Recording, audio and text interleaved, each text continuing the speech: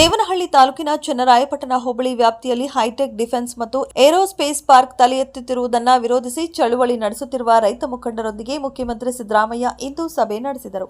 ಚಳುವಳಿಯಲ್ಲಿ ಅನೇಕ ಸಂಸ್ಥೆಗಳು ಮತ್ತು ಹೋರಾಟಗಾರರು ಭಾಗವಹಿಸಿದ್ದಾರೆ. ಆದರೆ ಪ್ರಸ್ತಾಪಿತ ಏರೋಸ್ಪೇಸ್ ಪಾರ್ಕ್ ಸಂಬಂಧಿಸಿದಂತೆ ಅಂತಿಮ ಅಧಿಸೂಚನೆ ಜಾರಿಯಾಗಿರುವುದರಿಂದ ಕೆಲವು ಕಾನೂನಾತ್ಮಕ ಅಡೆತಡೆಗಳಿಗೆ ಹಾಗಾಗಿ ಚಳುವಳಿ ನಿರತವರ ಬಳಿ 10 ದಿನ ಕಾಲಾವಕಾಶ ಕೇಳಿದ್ದೇನೆ. ಜುಲೈ 15ರಂದು ಅವರೊಂದಿಗೆ ಮತ್ತೊಮ್ಮೆ ಸಭೆ ನಡೆಸುತ್ತೇನೆ ಎಂದು ಸಿದ್ದರಾಮಯ್ಯ ಹೇಳಿದರು.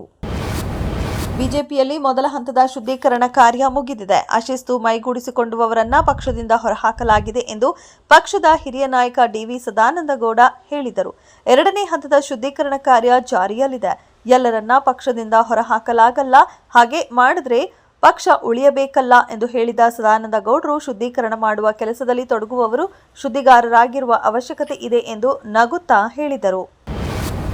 ವಿಶಾಖಪಟ್ಟಣಂನ ಐಎನ್ಎಸ್ ದೇಗಾದಲ್ಲಿ ಎರಡನೇ ಮೂಲ ಹಾಕ್ ಕನ್ವೆನ್ಷನ್ ಕೋರ್ಸ್ನ ಭಾಗವಾಗಿ ಫೈಟರ್ ಪೈಲಟ್ ತರಬೇತಿ ಪಡೆದ ಮೊದಲ ಮಹಿಳೆಯನ್ನ ಭಾರತೀಯ ನೌಕಾಪಡೆ ತನ್ನ ಫೈಟರ್ ಟೀಮ್ಗೆ ಸೇರಿಸಿಕೊಂಡಿದೆ.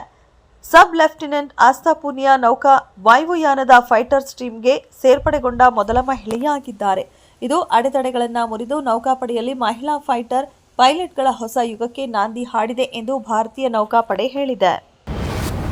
ಅಕ್ರಮ ವಲಸಿಗರ ವಿರುದ್ಧ ಕಠಿಣ ಕ್ರಮಕ್ಕೆ ಮುಂದಾಗಿರುವ ಗುಜರಾತ್ ಸರ್ಕಾರ 250 ಬಾಂಗ್ಲಾದೇಶಿ ಪ್ರಜೆಗಳನ್ನು ಗುಜರಾತ್ನಿಂದ ಢಾಕಾಗೆ ಗಡೀಪಾರು ಮಾಡಿದೆ. ಬಿಗಿ ಭದ್ರತಾ ವ್ಯವಸ್ಥೆಗಳ ನಡುವೆ ವಡೋದರ ವಾಯುಪಡೆಯ ವಿಶೇಷ ವಿಮಾನವನ್ನು ಬಳಸಿಕೊಂಡು ಗಡೀಪಾರು ಕಾರ್ಯವನ್ನು ನಡೆಸಲಾಯಿತು. ಯಾವುದೇ ರೀತಿಯ ಅಹಿತಕರ ಘಟನೆಗಳು ನಡೆಯಬಾರದು ಎಂಬ ಕಾರಣಕ್ಕೆ ಎಲ್ಲಾ ಬಾಂಗ್ಲಾದೇಶಿ ಪ್ರಜೆಗಳ ಕೈಗಳಿಗೆ ಕೋಳ ಹಾಕಲಾಗಿತ್ತು. ಅವರನ್ನು ರಾಜ್ಯದ ವಿವಿಧ ಭಾಗಗಳಿಂದ ಪೊಲೀಸ್ ಬೆಂಗಾವಲಿನಲ್ಲಿ ಬಸ್ಗಳಲ್ಲಿ ವಿಮಾನ ನಿಲ್ದಾಣಕ್ಕೆ ಕರೆತರಲಾಯಿತು.